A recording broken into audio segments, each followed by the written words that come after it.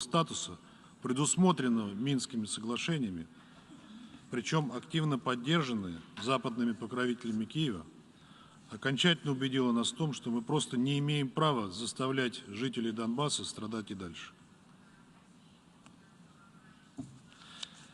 Поскольку украинские провокации против донбассцев в феврале не только не прекратились, но и интенсифицировались, руководство ЛНР и ДНР обратилось к нам с просьбой оказать военную поддержку в соответствии с двусторонними договорами о сотрудничестве, заключенными одновременно с их признанием, что стало логичным шагом, являющимся следствием непрекращающихся агрессивных действий украинского режима. Украинская власть, которую в последнее время активно вооружали и подзуживали ряд государств, пребывала в заблуждении о том, что с благословения западных кураторов они могут добиться военного решения проблемы Донбасса. Иначе сложно объяснить существующую существенную интенсификацию обстрелов и диверсионных актов на территории республик, о которых я упомянул. Дончане и луганчане по-прежнему были вынуждены укрываться в подвалах. Продолжился наплыв беженцев в Россию. Характер провокаций вооруженных сил Украины не изменился. Однако наши западные коллеги этого замечать не хотели, повторяя украинские басни о том, что дончане обстреливают себя чуть ли не сами. В целом, возрастающие страдания жителей Донбасса западные страны последовательно игнорируют.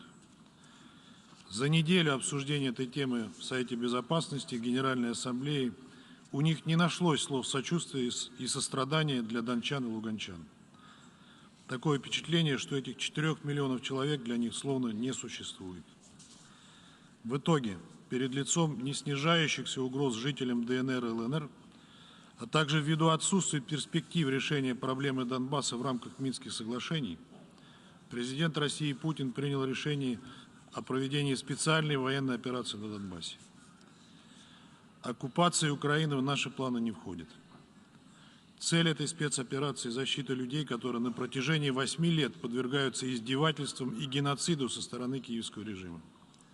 Для этого необходимо осуществить демилитаризацию и денацификацию Украины. Мы также будем стремиться предать суду тех, кто совершил многочисленные и кровавые преступления против мирных жителей, в том числе граждан Российской Федерации.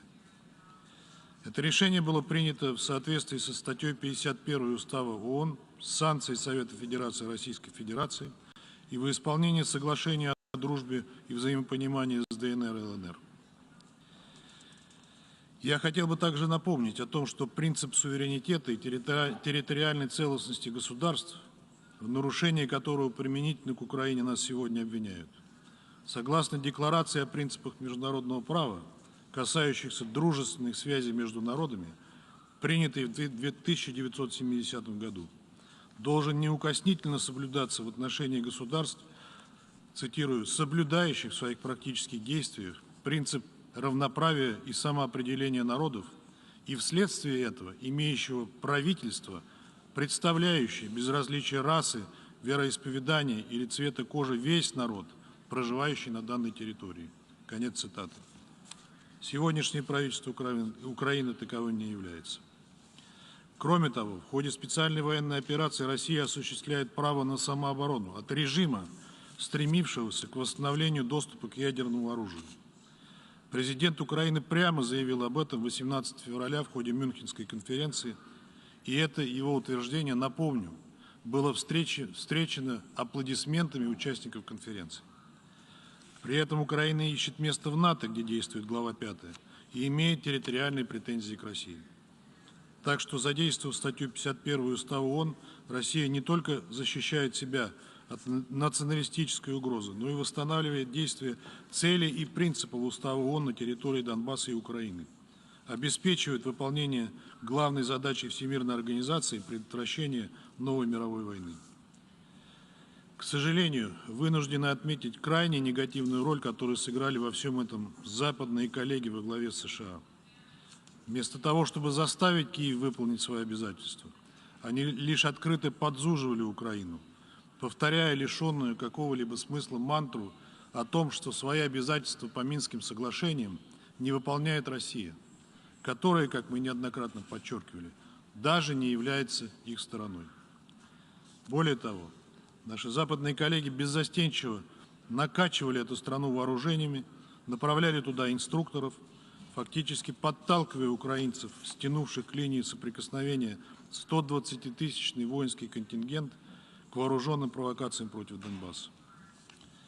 Уважаемые коллеги, обсуждая сегодняшнюю тему, нельзя упускать из вида более широкий контекст, который вызвал текущий кризис на Украине.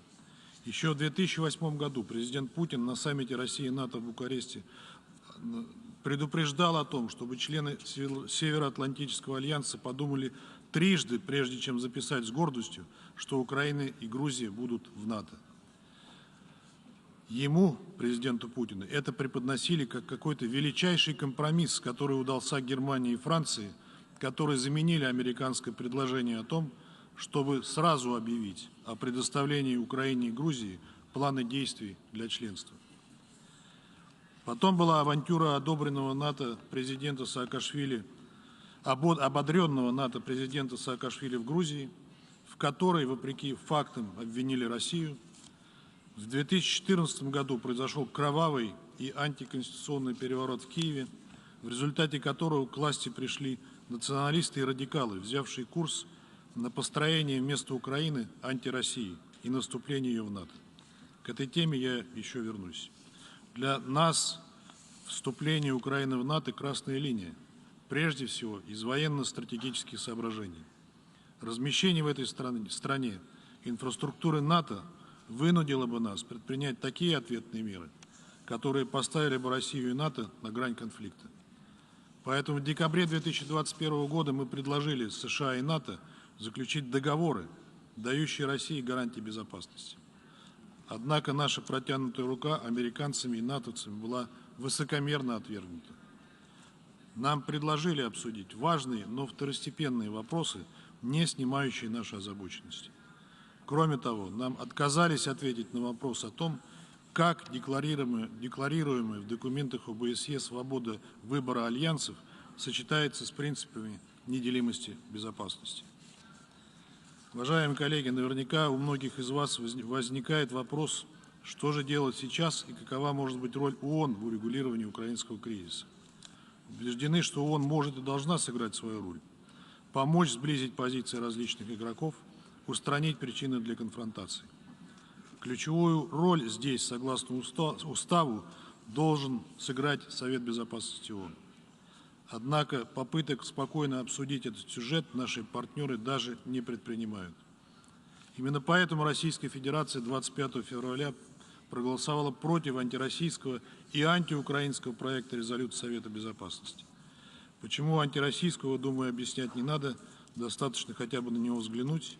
Почему антиукраинского? Потому что этот документ, вне всякого сомнения, противоречит коренным интересам украинского народа, поскольку пытается спасти и закрепить на Украине ту систему власти, которая подвела эту страну к трагедии, длящейся вот уже минимум 8 лет. Главная причина нашего негативного голосования – это не то, что было в проекте, а то, чего там не было. Если бы его авторы попытались придать ему хотя бы отдаленно напоминающий сбалансированному документу вид, они не оставили бы за скобками вопросы, о которых нельзя забывать в контексте украинской проблемы. В частности, за скобками осталось то, как пришедшая к власти в результате неконституционного госпереворота в Киеве в феврале 2014 года майданная хунта развязала войну против жителей востока страны, обстреливая мирные кварталы из пушек и систем залпового огня и сбрасывая на дончан и луганчан бомбы.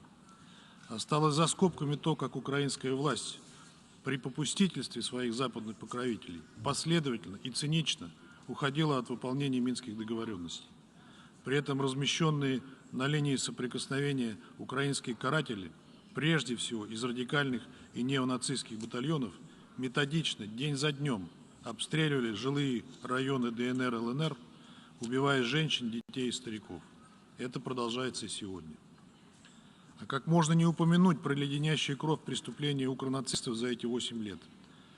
Про заживо сгоревших протестующих против Майдана в Одессе? про расстрел мирных протестующих на самом Майдане неизвестными снайперами. Расследование обеих этих трагедий майданный режим целенаправленно заматывал. При этом виновные в одесской трагедии известны и особо не скрываются. Альтернативные расследования и признание самих снайперов недвусмысленно подтверждают, что бойня на площади Независимости была провокацией лидеров Майдана. Мы специально провели в прошлом году неформальное заседание Совета Безопасности по формуле Ария по обоим этим сюжетам, чтобы дать коллегам по Совету больше информации на этот счет. Однако в ответ в лучшем случае услышали от западных партнеров лишь штампованные клише о российской пропаганде. Какой текст резолюции по украинской теме может быть без упомянутых мною сюжетов? Необходимо было бы включить в проект и честную оценку роли в раздувании украинского кризиса наших западных коллег, которые не только стояли за майданным переворотом, но и фактически выдали Киеву карт-бланш на любые действия и шаги, немыслимые для любого цивилизованного государства. Здесь и вопиющая дискриминация русского языка и, соответственно, русскоязычных жителей, и прославление пособников Гитлера вкупе с запретом на чествование настоящих героев Украины, освобождавших ее от нацизма, и создан религиозный раскол в этой стране. Подсказки о торжестве демократии на Украине майданные власти и националисты занимались безнаказанными убийствами политических оппонентов, преследовали оппозицию, закрывали оппозиционные телеканалы, где можно было почерпнуть хотя бы относительно объективную информацию. 6 из таких телеканалов были закрыты только при Зеленском.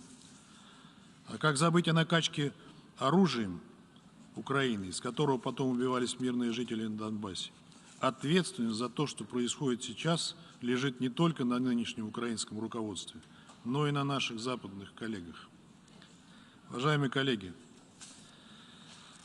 хотел бы также привлечь ваше внимание к тому, что вокруг российской специальной военной операции нагнетается пузырь лжи, фейков и дезинформации. В частности, именно разрушенные вооруженными силами Украины и националистами дома на Донбассе западные СМИ сейчас чаще всего беззастенчиво выдают за последствия нашей военной операции на Украине. Мы постоянно слышим вранье и фейки о неизбирательной бомбардировке украинских городов, больниц, школ и детских садов. Российская армия не угрожает мирным жителям Украины, не обстреливает мирные объекты. В городах, которые перешли под контроль российских вооруженных сил, и эти города живут в обычном режиме. Там функционируют объекты жизнеобеспечения, работает транспорт, и совместно с местной администрацией поддерживает порядок. Это же касается Чернобыльской атомной электростанции, которая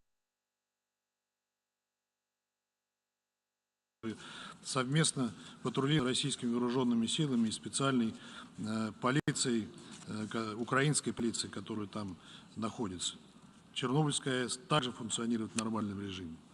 Угрозу сейчас для жителей Украины представляют украинские националисты, фактически взявшие в заложники жителей Украины и прикрывающиеся ими как живым щитом. Есть множество свидетельств, распространяемых простыми украинцами, о том, что националисты, невзирая на их протесты, размещают тяжелую технику и системы залпового огня в жилых кварталах. Это вопиющее нарушение международного гуманитарного права, которое должно получить должное осуждение. По сути, это та же тактика, которую применяют террористы ИГИЛ. Вся ответственность за возможные последствия лежит на майданном режиме. Жителям Украины угрожает также бесконтрольная раздача радикалами и властью всем желающим, включая специально выпущенным из тюрем преступникам, оружие, которое уже стреляет в руках грабителей и мародеров. В соцсетях достаточно подтверждению и этому от жителей Киева и других городов. Это демонстрирует бездумное отношение украинской власти к своим женщинам. Мы получили только что письмо от Украинской правозащитной общественной организации Институт правовой политики и социальной защиты имени Ирины Бережной, которая на протяжении 8 лет информирует международные структуры о том, как зарождался и прочно укрепился неонацизм на Украине и как он поддерживался и поддерживается на государственном уровне. Краткая цитата. Сегодня апогей беспредела неонацистов в Украине. По распоряжению власти из тюрем выпустили осужденных, совершивших тяжкие преступления, убийства, грабежи, насилие. Только в Киеве всем желающим, без каких-либо документов, раздали 25 тысяч автоматов. Начались убийства, грабежи, мародерство. Так называемые представители территориальной обороны Киева вчера цинично расстреляли машину семьи Кудрина с 3 детьми. Родители и одна девочка скончались сразу. Двое детей в больнице в тяжелом состоянии.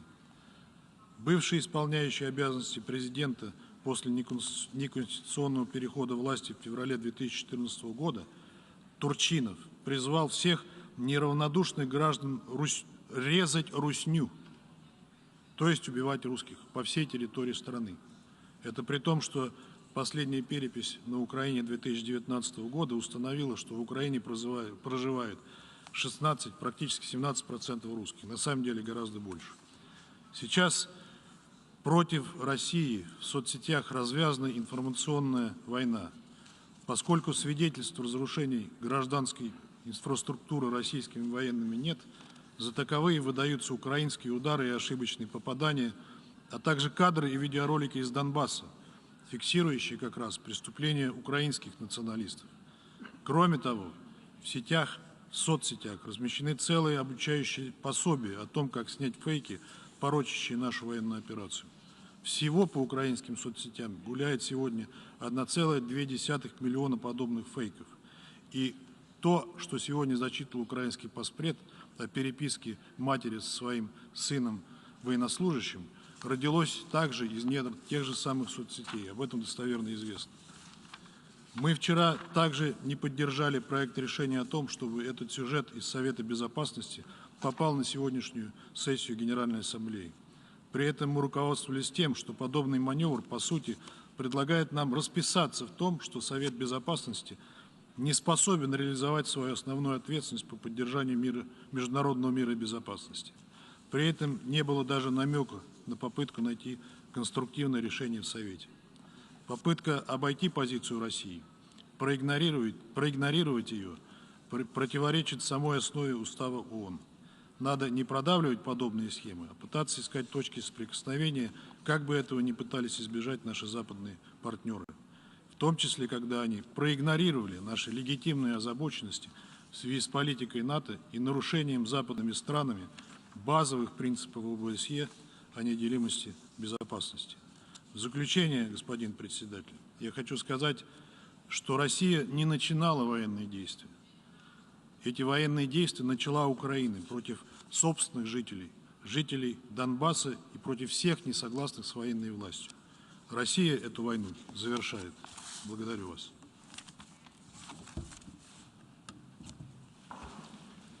I thank the distinguished representative of the Russian Federation.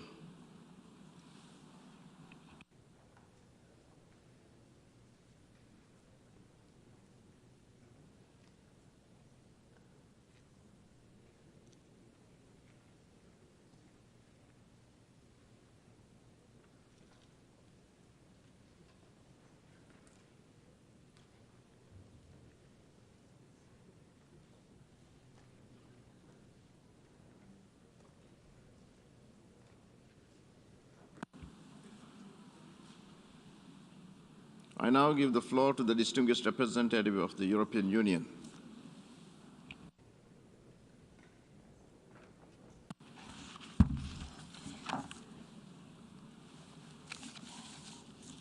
Mr. President, I have the honor to speak on behalf of the European Union and its member states. North Macedonia, Montenegro, Albania, Bosnia and Herzegovina, Iceland, Norway, Republic of Moldova, Georgia, San Marino, Andorra, Monaco, and Liechtenstein align themselves with this statement. Mr. President, I want to thank you for convening us here today, and for the Secretary General to be here, and for all of you colleagues being here. It's very important that the facts are heard and fully understood, and that this body is able to take the appropriate decisions after the fact that the Security Council, thanks to the veto by one country alone stopped the Council from taking that decision. Let me start by expressing the European Union's full solidarity and support to Ukraine and its people, who are courageously fighting an unprovoked and unjustified military aggression from Russia. Since our meeting here in the General Assembly last week, the situation has dramatically escalated, despite tireless diplomatic efforts, including at the highest level. Russia has decided to turn its back to peace, to the rules-based international order as defined inter alia in the UN Charter, to diplomacy and to the international community.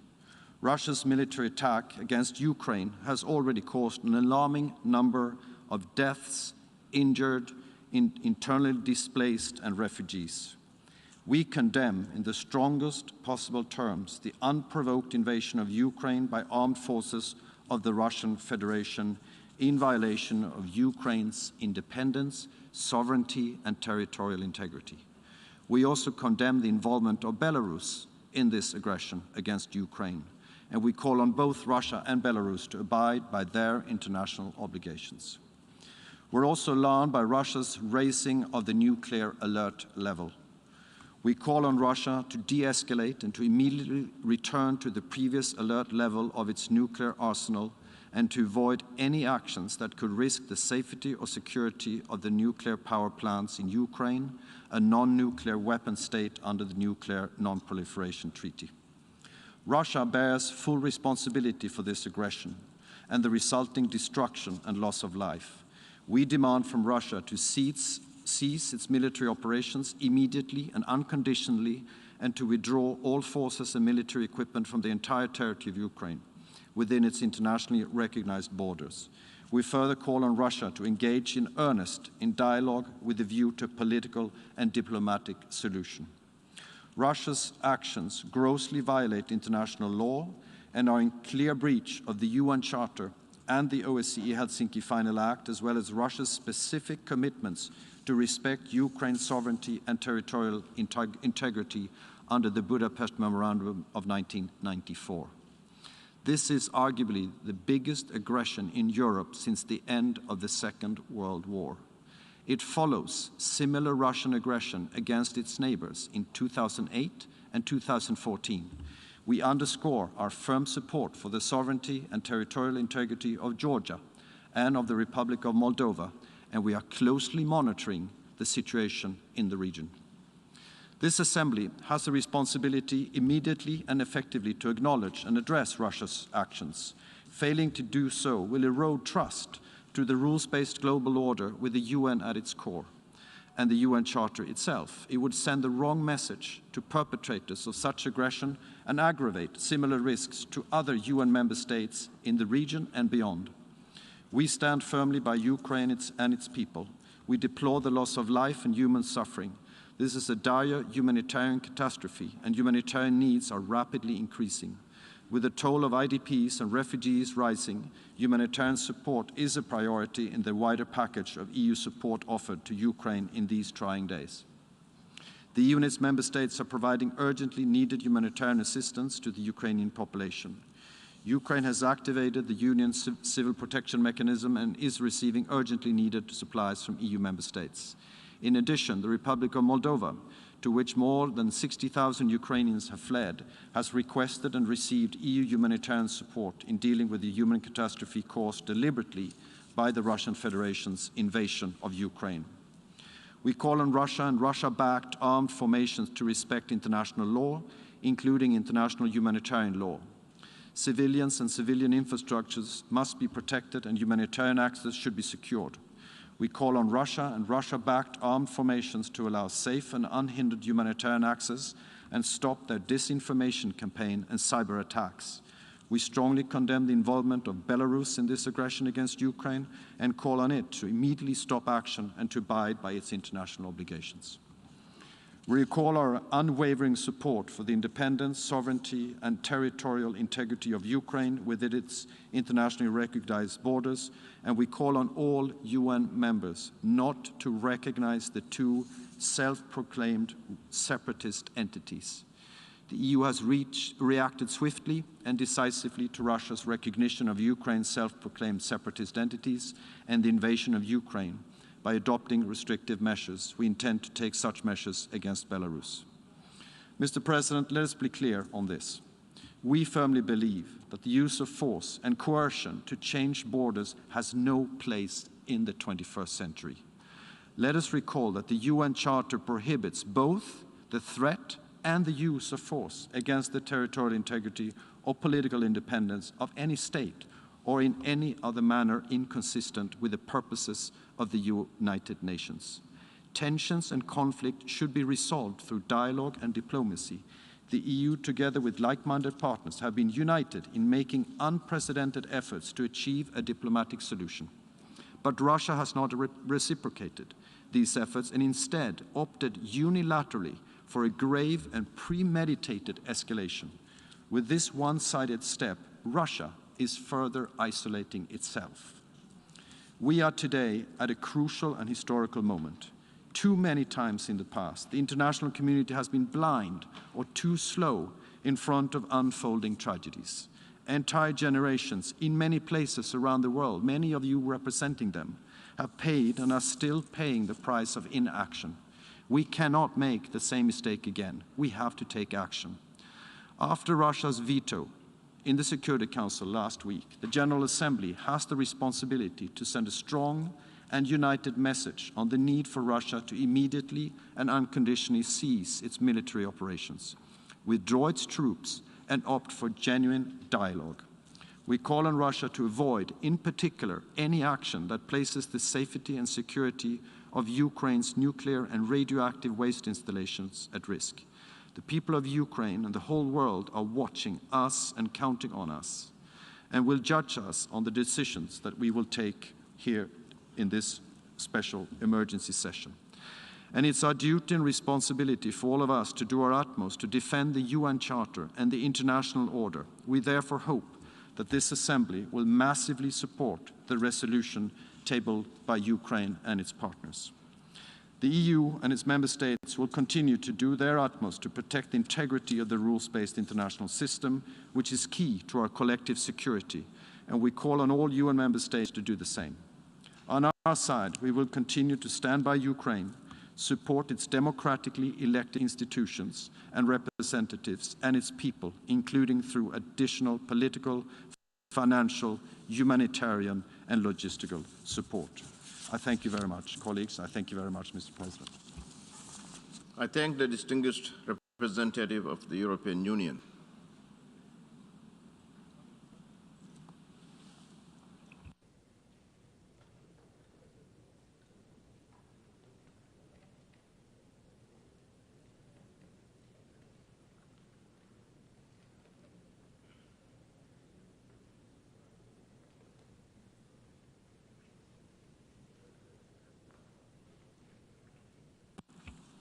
I now give the floor to the distinguished representative of Denmark on behalf of the Nordic Baltic countries.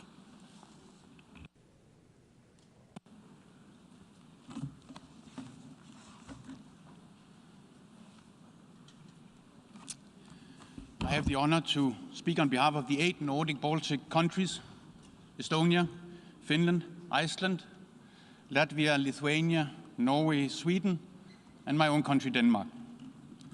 Mr. President, on the night of 24th February, the Russian leadership decided to attack Ukraine. And let me be clear. We condemn in the strongest terms possible the invasion of Ukraine by the Russian Federation.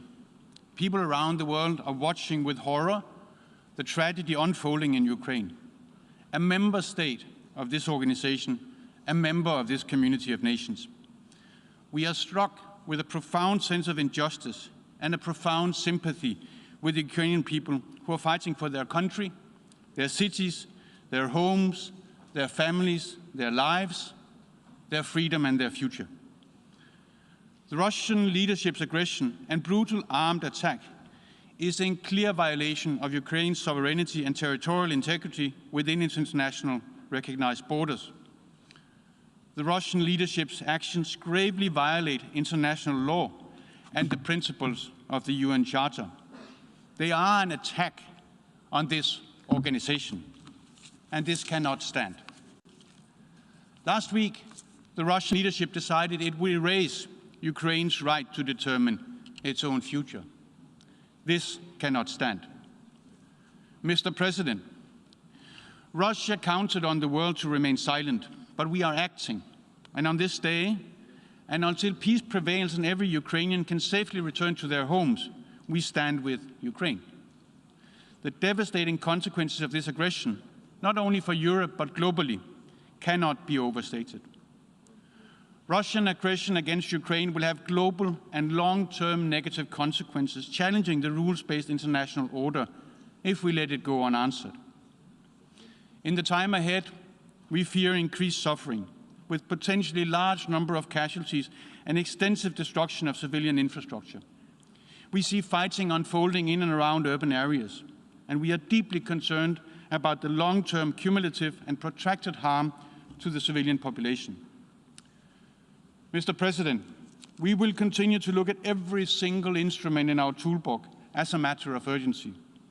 Sanctions have already been enacted to cripple Putin's ability to finance his war machine.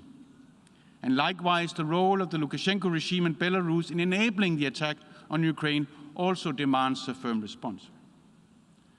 Nordic Baltic countries have been delivering financial, humanitarian and military assistance to the people of Ukraine. And many of our partners and friends around the globe have joined us. Every nation must look at how to further support Ukraine. Mr. President, during the days we have watched with horror broadcasted images of families separated, children sheltering in the safety of the Kiev subway system, kindergartens destroyed by Russian ordnances, and the ruins of bombarded residential buildings in the center of the capital of Ukraine. We are outraged by indiscriminate attacks on civilians in this unlawful and immoral war of conquest that serves no purpose and no principle but the naked quest for power and territory. This cannot stand. Russia must respect international humanitarian law and human rights law.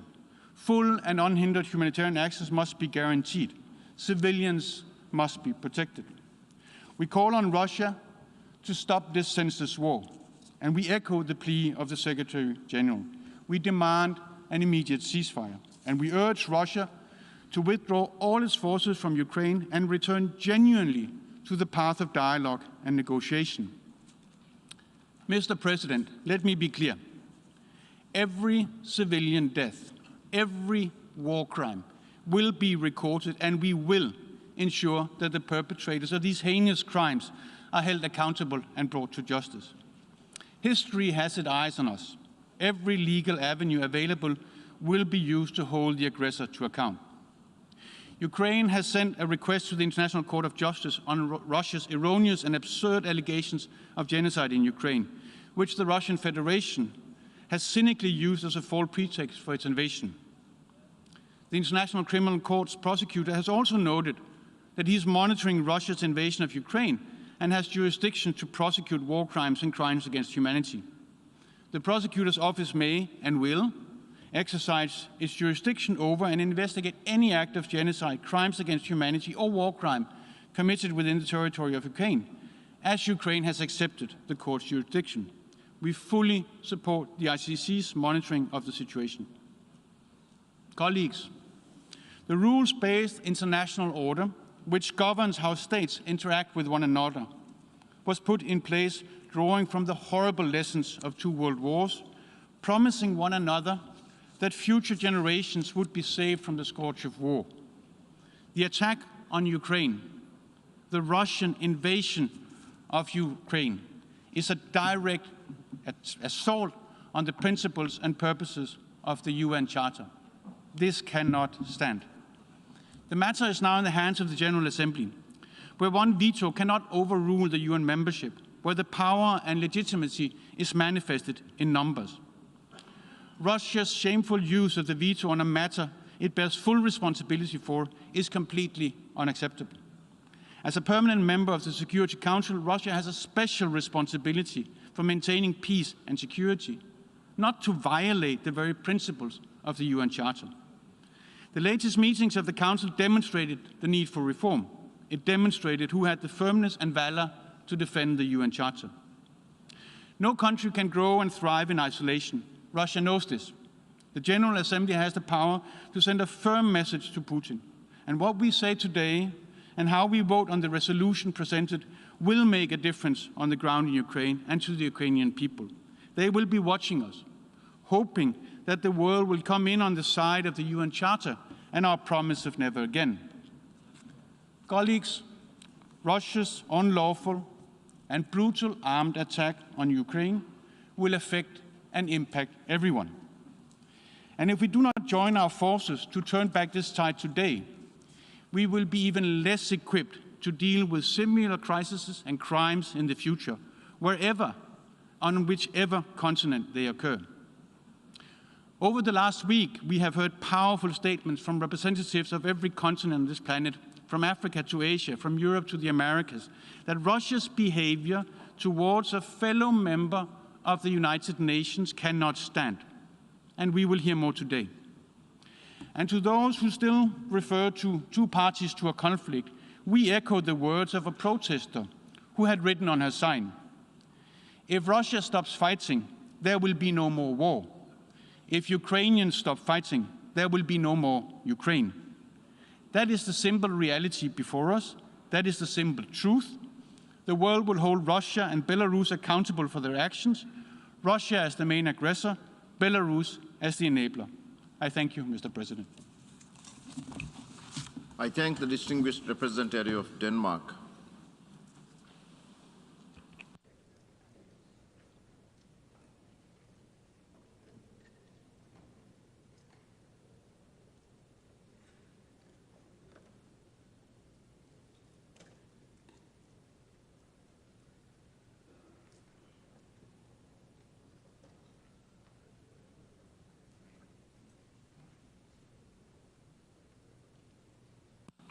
I now give the floor to the distinguished representative of France.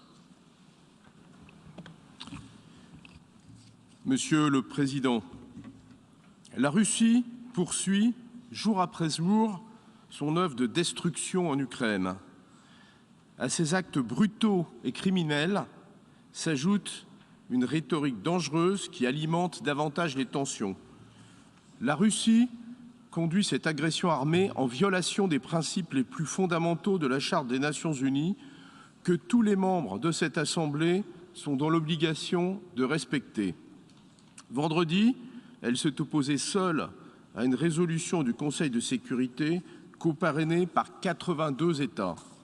L'Assemblée générale porte aujourd'hui une responsabilité historique, celle de relayer haut et fort la voix des citoyens qui, sur tous les continents, et y compris en Russie, demandent l'arrêt immédiat de cette guerre et le retrait de l'armée russe du territoire ukrainien.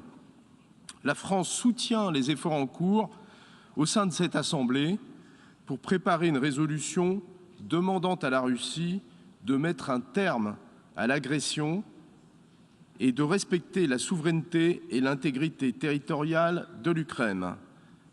Elle appelle tous les États membres de cette Assemblée à voter pour ce texte. Au-delà de l'Ukraine, il s'agit de défendre la charte et la raison d'être des Nations Unies. Soyons clairs, face à l'agression armée contre un peuple, face aux victimes civiles, chaque jour plus nombreuses, face au flot de ceux contraints de tout quitter pour chercher un refuge, nul ne peut détourner le regard. L'abstention n'est pas une option. S'abstenir, c'est consentir à la loi du plus fort. Nous appelons tous les États membres à voter pour la primauté du droit sur la force. Monsieur le Président, la saisine de cette Assemblée en session extraordinaire d'urgence ne signifie pas que le Conseil de sécurité renonce à exercer ses responsabilités. Il se réunira cet après-midi sur la situation humanitaire en Ukraine. La France y portera, avec le Mexique, un projet de résolution afin de garantir la protection des civils et un accès humanitaire sûr et sans entrave pour répondre aux besoins urgents de la population ukrainienne. La France et ses partenaires de l'Union européenne se tiennent fermement aux côtés du peuple ukrainien. L'Union européenne a déjà annoncé 90 millions d'euros d'aide humanitaire. La France prendra également sa part. Avec ses partenaires, la France est mobilisée pour que la réponse internationale soit à la hauteur de l'agression commise par la Russie. L'Union européenne, dont la France assume la présidence ce semestre, a notamment adopté des mesures visant à bloquer l'accès de la Banque centrale russe à ses réserves. Elle a également annoncé le financement de matériel de défense au profit de l'Ukraine. Monsieur le Président, la France salue le courage dont fait preuve le peuple d'Ukraine. Nous appelons cette Assemblée à lui exprimer sans tarder son soutien par l'adoption d'une résolution. Je vous remercie. I thank the distinguished representative of France.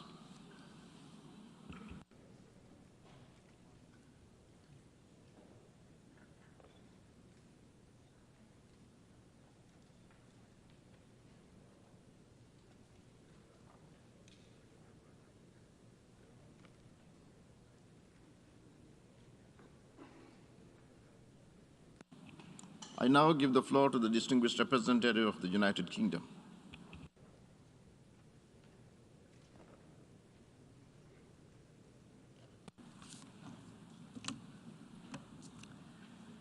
Mr. Secretary-General, Mr. President, colleagues. On Friday, 81 member states supported a resolution in the Security Council to stop the war in Ukraine.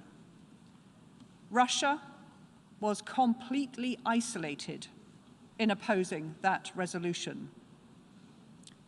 Today, we gather in the General Assembly to stand against Russia's illegal attack on Ukraine and its assault on the principles of the UN Charter.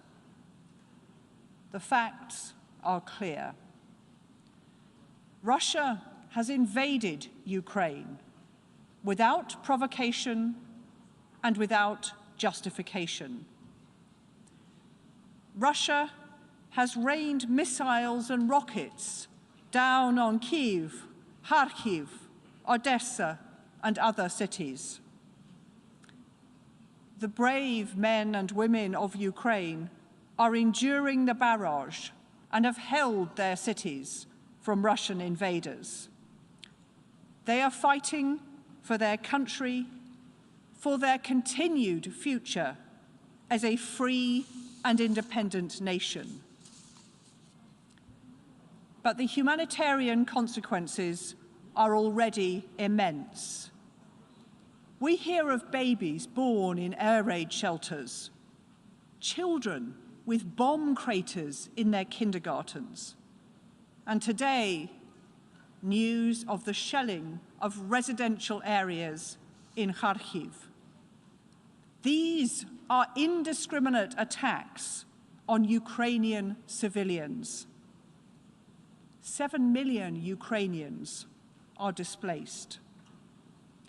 In short, the scourge of war that our United Nations was created to prevent has been unleashed by Russia on Ukraine. The international response to Russia's aggression has been united and swift. Around the world and here in this building, we must stand together to defend the rules and enforce the accountability that we have built together. If we do not stand up for them now, then the safety of every nation's borders and independence are at risk. That is why we also condemn Belarusian support for Russia's invasion of Ukraine. As the Secretary-General said last week, Russia's actions are violations of the territorial integrity and sovereignty of Ukraine and conflict directly with the principles of the Charter of the United Nations. And as he said today, the only answer is peace. So our message today is simple. We offer our unequivocal support for Ukraine and the Ukrainian people. We call on President Putin to stop this senseless war. And we urge all fellow members of the United Nations to speak up for Ukraine and to defend the Charter. Slava Ukraini!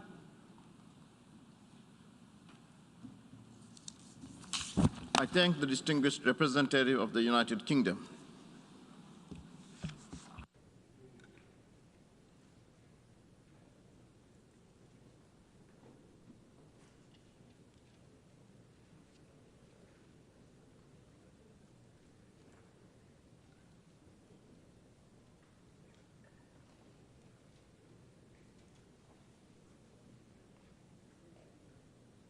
I now give the floor to the distinguished representative of Georgia.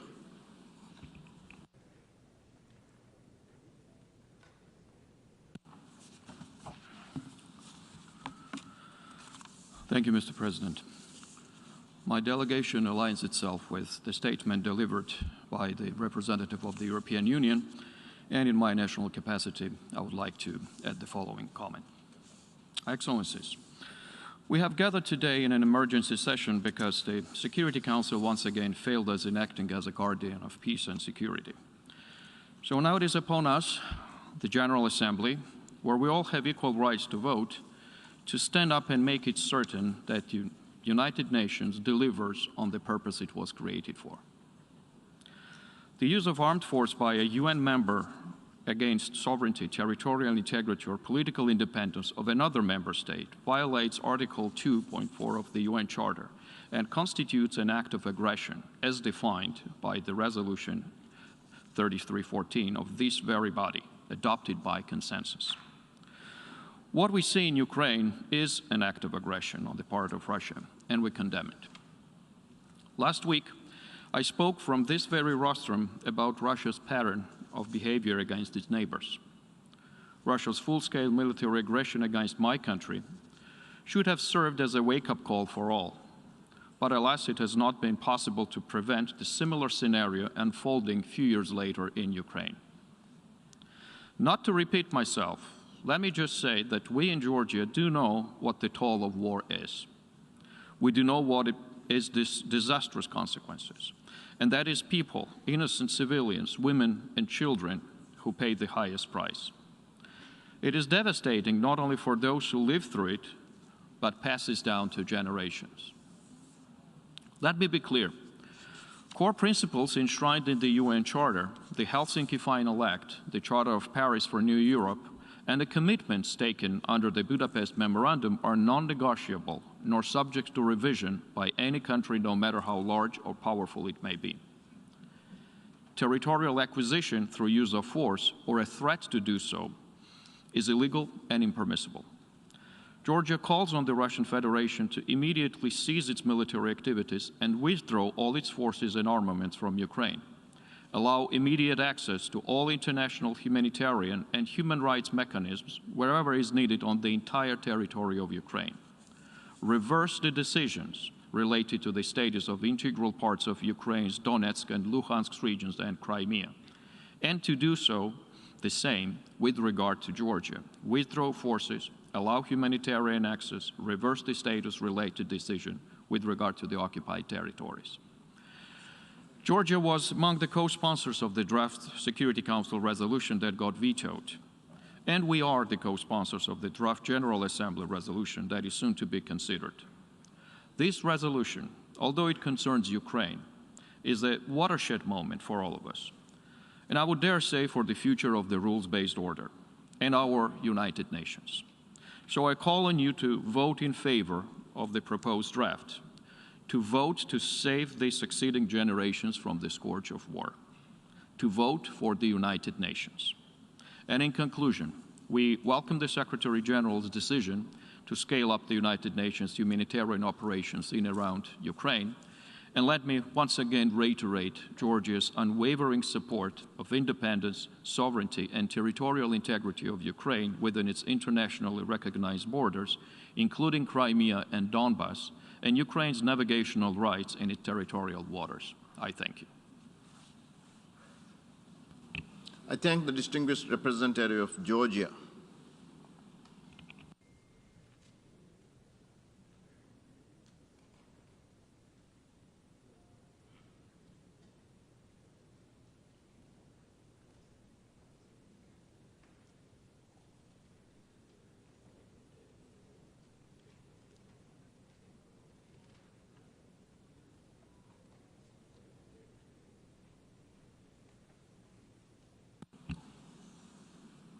And now I give the floor to the distinguished representative of Poland.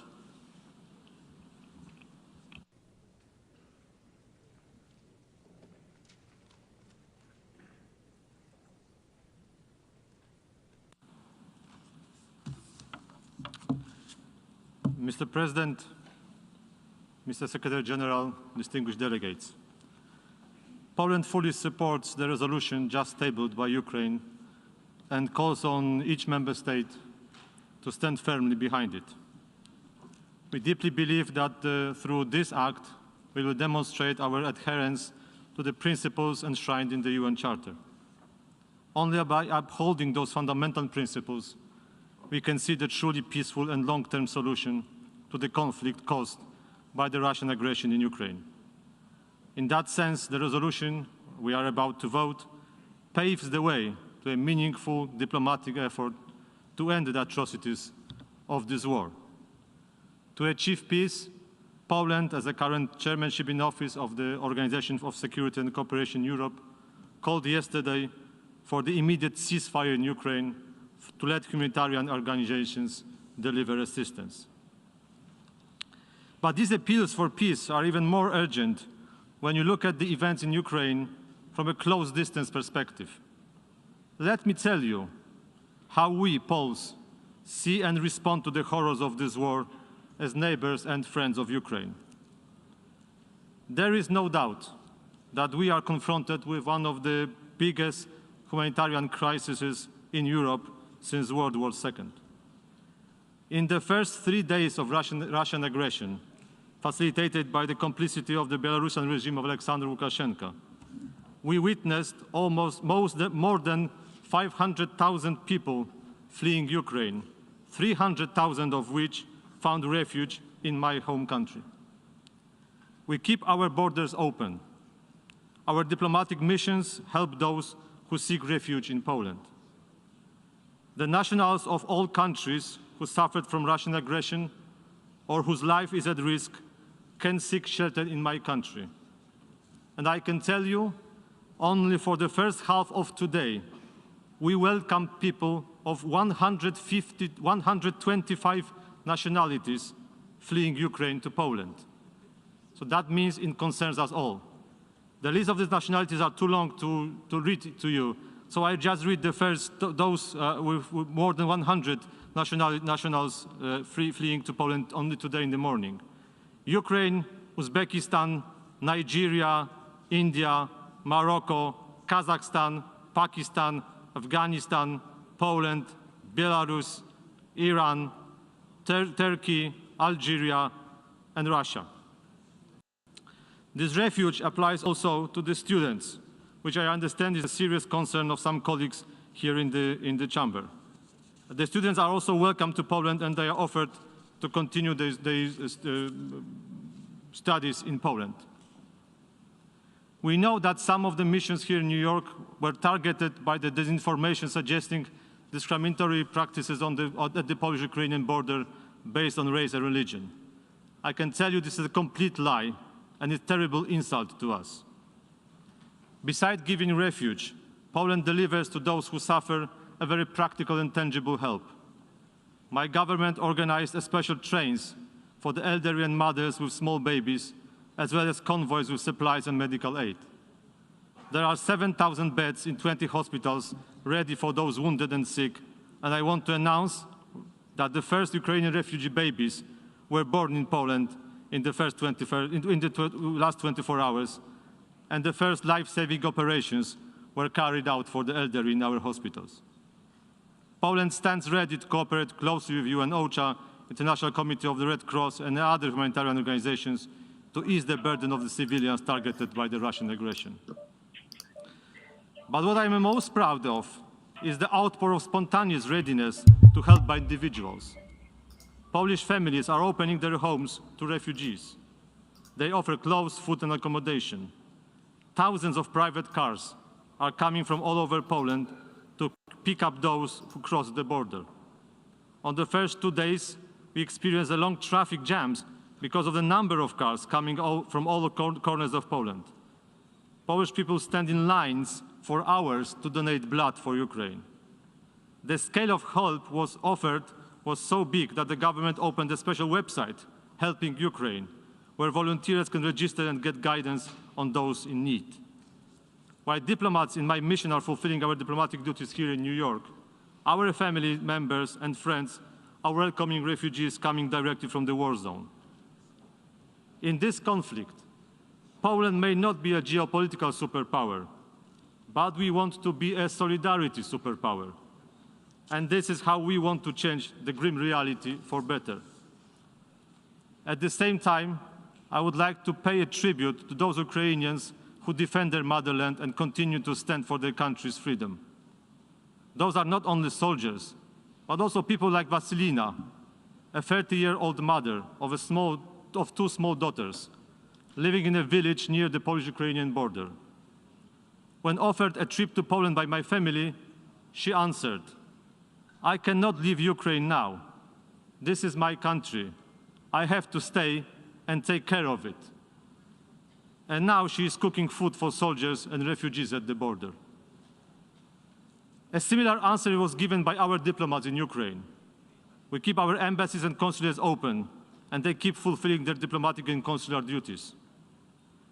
Let me share, you colleagues, the message to you I received today in the morning from our ambassador, Bartosz Cichocki, in Kyiv. I quote, "I am the Polish ambassador to Ukraine. I work in Kyiv, a city the size of Berlin, inhabited by over 4 million people. From Thursday morning, I have to hide from the bombing in my basement several times a day. I wake to exchanges of machine gun fire. Windows are shaking from the missile detonations. I am convinced that right now, when you are deciding in New York, hundreds of thousands of terrified residents of Kharkiv, Dnipro, Zhytomyr, Mariupol, Lviv, and Kiev look at you with hope and faith in the power of international law." End of quote. And I wish to conclude by a reference to the warning expressed by a 19th century Russian novelist, Fyodor Dostoevsky, in his book with a meaningful title, Crime and Punishment. The message of the book is following. When someone, just like Raskolnikov, thinks he's exceptional and free from moral obligations, and therefore feels entitled to committing a crime of murder, in the end, he faces the punishment from the crime itself, because committing a crime is already one's biggest punishment. There is no crime without the punishment. Thank you very much. I thank the distinguished representative of Poland.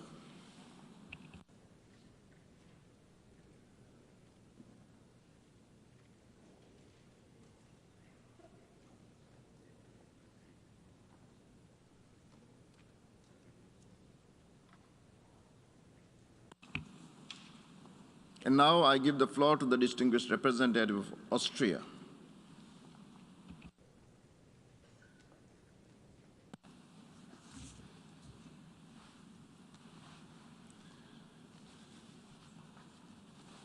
Thank you, Mr. President. And as usual, Austria aligns itself with the statement by the European Union. However, we also want to add our voice in our national capacity, because what is currently being deliberately inflicted upon Ukraine does not allow us to remain silent.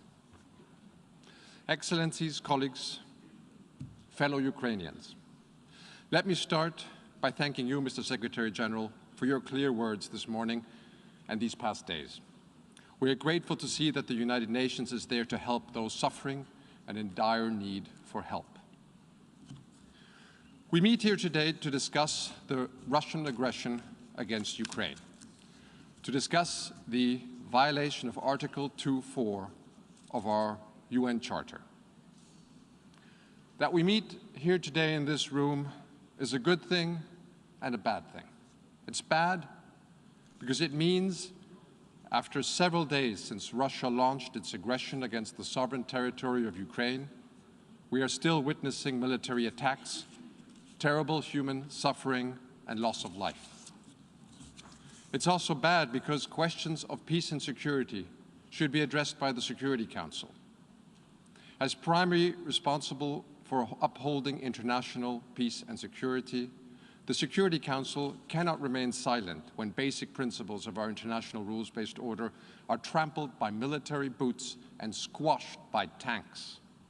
Last Friday, however, the Security Council decision was blocked by the veto of a permanent member, the Russian Federation, even though 81 members of the international community supported the draft resolution of the co-pen holders. Yes, the veto power is foreseen in the UN Charter, but so is the obligation to uphold UN principles. If in the 21st century the Security Council is blocked in a situation that constitutes a blatant breach of international law, we should ask ourselves if this system of veto powers is still able to regulate our international relations. Yet, colleagues, our meeting here today is also good. It's good that the General Assembly is there to step in if the Security Council cannot fulfill its mandate. And it's good that we now have the opportunity here in this General Assembly Hall to raise our voices, to recall the principles of the UN Charter, our Charter, and to state clearly that we will not stay silent if the Charter is violated in the most serious way. This is our right. This is our obligation as members of the organization. Colleagues, at the end of this debate, we will vote on a resolution condemning the aggression of Russia against Ukraine and showing solidarity with the people of Ukraine. Austria will vote yes on the resolution and urges all of you to do so also. By voting yes, we show the world that the UN is able to take its responsibility to defend the rule of law, international law, and the UN Charter. By voting yes, we show that these acts and similar horrifying acts are not tolerated by the international community. And most importantly, by voting yes, we show the Ukrainian people that they are not alone. I know that for many of us, such votes can be difficult. Some say this is a regional issue, a European problem. Colleagues, an attack against one of our members, one of members of this organization, is an attack on us all. In our interconnected world, our world is one region. Cyber weapons strike everywhere. Missiles have global reach. The world is not only regional, it has become local. Some say we must respect security concerns. Yes, colleagues, we must. Everyone has security concerns. Ukraine had them and gave up nuclear weapons and trusted that others would not harm them. But clearly, if you have security concerns, solve them with dialogue, not tanks. If a country with one of the largest armies and nuclear arsenals feels insecure, it should seek cooperation, dialogue, disarmament, and not force against others. Some say, well, look at others, look at these other instances that we have had. What about past violations? Colleagues, we know this whataboutism well. Trying to justify evil with past evil. Trying to excuse yourself by pointing to the faults of others. But just because we did not stand up in the past to injustice and evil, that should not prevent us from standing up now. Yes, it's true, others have committed aggressions, crimes, and faults. Yes, the international community has sometimes shown a lack of unity to act. And yes, the international community has sometimes been too hesitant. But let us not continue to make that same mistake now. Let us start a new era when we work together and stand up united for our common principles. Let's defend the rule of law. Let's not give in to the reign of the powerful. Let us vote yes on that resolution. Mr. President, Austria is not part of any military alliance. We rely for our security on the respect and implementation of international law, of treaties, of custom, including humanitarian law.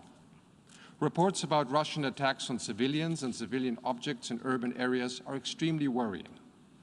Rockets or missiles hitting apartment buildings in Kiev cannot be accepted. These attacks constitute war crimes under international humanitarian law. We urge Russia to strictly adhere to international humanitarian law, in particular regarding the protection of civilians in urban warfare, and immediately cease these attacks and refrain from using explosive weapons in populated areas. We strongly condemn the use of cluster munitions, which is incompatible with international humanitarian law and outlawed under the Convention on Cluster Munitions. And colleagues, the threat of use of nuclear weapons, any nuclear threat of this kind is a violation of the principles of the UN Charter. The implied catastrophic humanitarian consequences do not respect borders and pose a threat to all of humanity. This is completely unacceptable. Perpetrators and those responsible ordering these crimes need to be held accountable. The International Criminal Court may exercise jurisdiction over and investigate any acts of genocide, crime against humanity, or war crimes committed within the territory of Ukraine. In this regard, we welcome the statement of ICC Prosecutor Khan, reminding us all that his office can exercise jurisdiction over and investigate any act of genocide, crime against humanity, or war crime committed within the territory of Ukraine since February 2014.